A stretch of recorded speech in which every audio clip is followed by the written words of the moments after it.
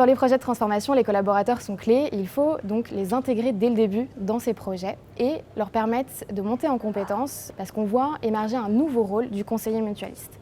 Ce nouveau rôle, il ressort également dans l'enquête que Seabird a pu mener auprès d'une trentaine de dirigeants mutualistes, où il ressort un constat majeur.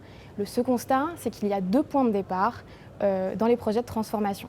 Le premier point de départ, c'est de répondre aux besoins d'autonomie des adhérents. C'est-à-dire qu'un adhérent, maintenant, il a besoin de trouver de l'information facilement, rapidement, et de pouvoir le faire par lui-même, et par exemple faire également des modifications sans avoir besoin d'avoir recours à de l'aide extérieure.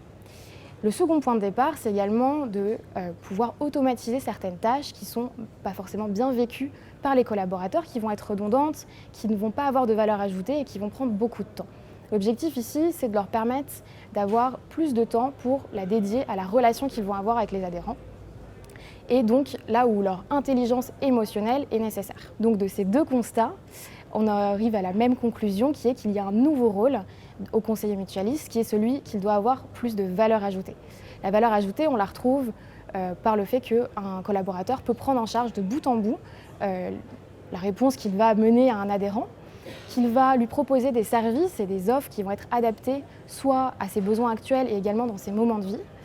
Et pour cela, il faut les accompagner donc pédagogiquement dans leur montée en compétences sur leur relationnel afin qu'ils soient tournés vers l'adhérent et non plus simplement en traitement de la tâche.